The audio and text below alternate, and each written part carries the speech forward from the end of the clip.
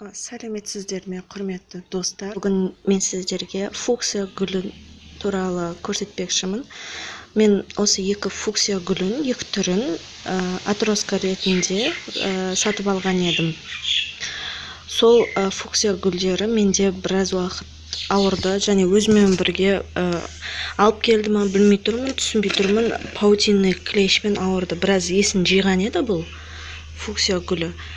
Паутинный клещпен ауырып жатыр. Мына солып, жапырақтары сарғайып. Паутинный клещтің қандай болатынын мен сіздерге көрсетейін дедім. Сіздерге көрініп тұрса қазір. Мына және мынандай түрін алдым. Куст болып өсетін түрі. Бұл менде әлі өскен жоқ, дәл осылай алдым. Мына паутинный клещ көрдіңіздер ме? Өрмекшілер. Өрмекші. Бұл фуксия гүлін паутинный клещ өте қатты жақсы көреді екен. Соны білдім. Басқа гүлдерімде жоқ. Осыған қалай келгенін түсінбедім.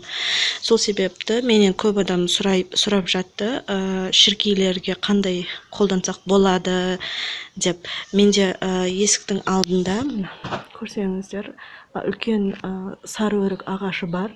Және бұл биыл өте қатты ауырды. Шіре түсіп, аппақ шіркейлерден. Және осыдан мен гүлдерім далада тұр. Осы далада тұрғандан мынандай аппақ шіркейде келді бұған. Соның барлығына мен мына B58 новый дегенді алдым. Мына против вредности насекомых и клещей дейді. Барлық шыбын шіркейлерге және зиян келтіретін және паутинный клещке қарсы препарат екен.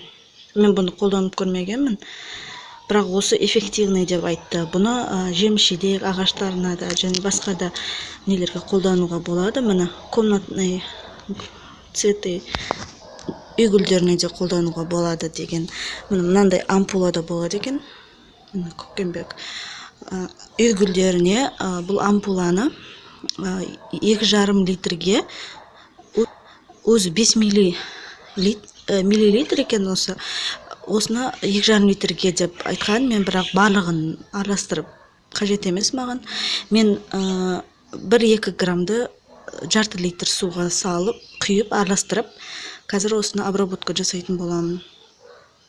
Қазір мен сіздерге көрсетемін, қалай обработка жасай атқанымды. Шприцке тартып алып, осыны су сепкішіме араластырып, су себетін боламын. Мінекей мен шприцке тартып алдым, және 2 граммын мынаған құйып қойдым. Бұның бір айта өтетін жайт, иісі өте жаман екен. Иісі өте нашар екен. Содан абай болғандарыңызды сұраймын. Мен араластырдым және мына обработка жасаймын осылай.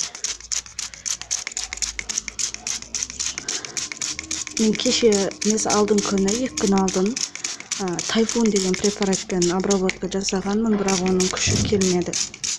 Маған адамдар осы препаратты совет берді. Тез паутинный клещтен тез кетіреді деп. Негізі далада істегендеріңіз дұрыс екен. Оның иісі деген өте нашар. Үйде істемеңіздер.